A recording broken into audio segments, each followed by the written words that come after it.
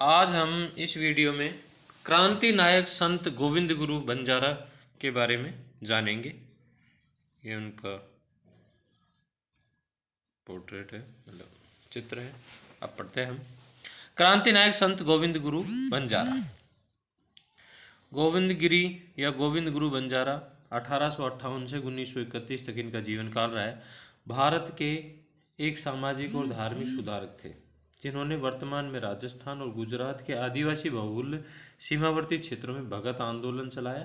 क्रांति नायक संत गोविंद गुरु बंजारा इन्होंने ब्रिटिशों के खिलाफ राजस्थान, मध्य प्रदेश और गुजरात आदि प्रदेश के क्षेत्र में 5 लाख भील बंजारा आदिवासियों के नेतृत्व करके मातृभूमि के लिए आंदोलन छेड़ा। गोविंद गुरु का जन्म 20 दिसंबर 1858 को डूंगरपुर जिले के बांसिया जिसे बेड़सा गांव में गौर वंश के एक बंजारा परिवार में हुआ था। बचपन से उनकी रुचि शिक्षा के साथ आध्यात्म में भी थी।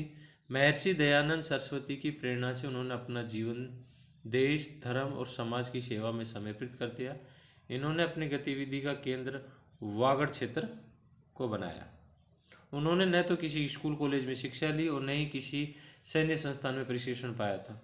अंग्रेजी हुकूमत के दिनों जब भारत की आज़ादी में हर व्यक्ति अपने अपने ढंग से योगदान दे रहा था, तब अशिक्षा और अभावों के बीच अज्ञान के अंधकार में जैसे जैसे जीवन यापन करते आदिवासी अंचल के निवासियों को धार्मिक चेतना की चिंगारी से आज़ादी की अलग जगाने का काम संत गोविंद गुरु ने किया।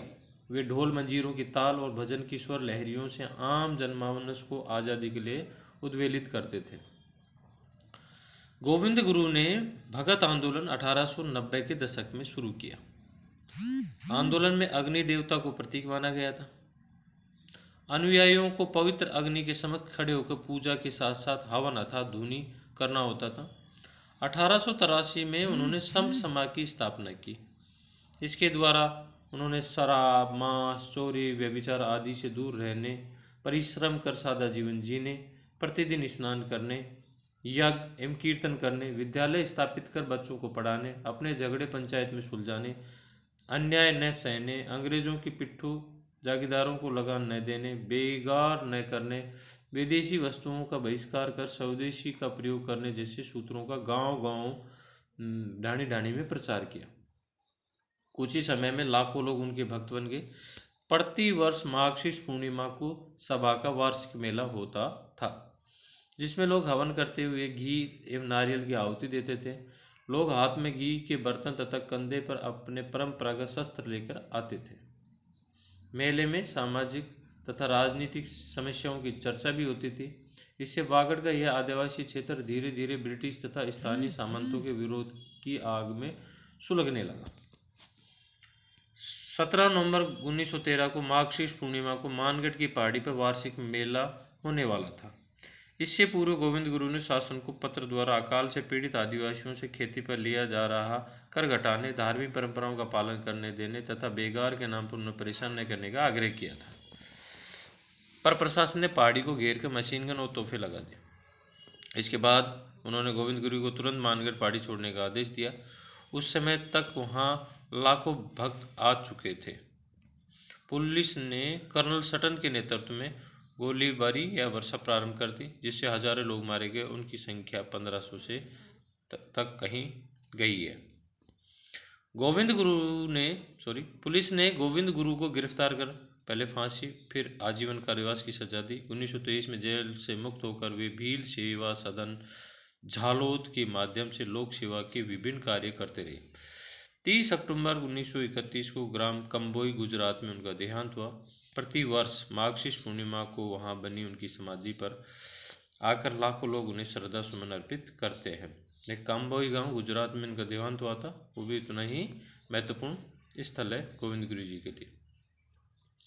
गोविंद गुरु ने अपने संदेशों को लोगों तक पहुंचाने के लिए साहित्य का भी सृजन किया। वे लोगों को अपनी गोर बोली और प्रादेशिक भाषा में गीत सुनाते थे। उदाहरण के लिए निम्नलिखित हैं, जैसे ये उनका गीत था।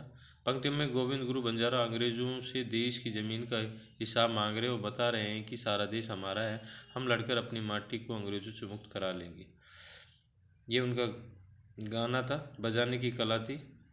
तालोद मारी थाली है, गोदरा में मारी कोड़ी है, अंग्रेजियों नहीं मानू, अहमदाबाद मारो जाजम है, अहमदाबाद मारो जाजम है, कांकरियो मारो तंबू है, अंग्रेज नहीं मानू, धोलागढ़ मारो ढोल है, चित्तौड़ मारी शोरी है, आबू में मारो तोरण है, बेणेश्वर मारो मेरो है, अंग्रेजियों नहीं मानू, दिल्ली में मारो कलम है, बेणेश्वर में मारो चोपड़ो है, अंग्रेजी नहीं मानू, हरि ना शरणम मैं गुरु गोविंद बोलिया, जाम्बू में जामला जागे हैं, अंग्रेजियों नहीं मानू।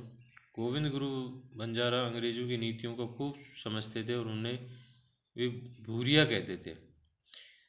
वे इस बारे में लोगों को यह गीत गाते थे, दिल्ली रे दखन नू भूरिया आवे है महाराज, बाई गुडलो भूरियो आवे है महाराज, शाही रे भूरियो आवे है महाराज, टाटा रे टोपी नो भूरियो आवे है महाराज, मगरे झंडो नेके आवे है महाराज, नवो नवो कानून काटे है महाराज, दुनिया के लेके लिए आवे है महाराज, जमीन नू लेके लिए आवे है महाराज, दुनिया नू राज ते करे है महाराज, दिल्ली ने वारू बादशाह वाजे है महाराज, धूरिया जातू थे थारे देश, भूरिया ते मारा देश नू राज है महाराज।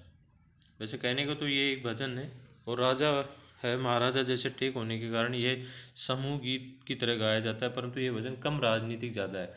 जैसे स्कूल के कोई टीचर की तरह, मास्टर की तरह गोविंद गुरु अपने सभी को रटाते थे। खास बात यह है कि वे व्यापक एकता चाहते थे और इसी कारण से वे राजस्थानी हिंदी का उपयोग करते थे। वे जानते थे कि उनकी सांस्कृतिक संदर्भ में यही हिंदी भाषा जन आंदोलन की भाषा हो सकती है। क्रांतिकारी संत गोविंद गुरु के बड़े बेटे हरिगिरी का परिवार बांसिया में, छोटे बेटे अमरगिरी का परिवार बांसवाड़ा जिले के तलवाड़ा के पास उमराई में बसा है। यानी उनके परिवार की वर्तमान कहानी बता रहे हैं। गोविंद गुरु के जन्म स्थान बांसिया में निवासरत परिवार की छठी पीढ़ी उनकी विरासत को संभाले हुए। गोविंद गुरु के पुत्र हरिगिरी, उनके बेटे मानगिरी, उनके बेटे करणगिरी, उनके बेटे नरेंद्र गिरी और छठी पीढ़ी में उनके बेटे गोपालगिरी मड़ी मगरी में रहकर गुरु के उपदेशों को जीवन में उतारने का संकल्प प्रचारित कर रहे हैं।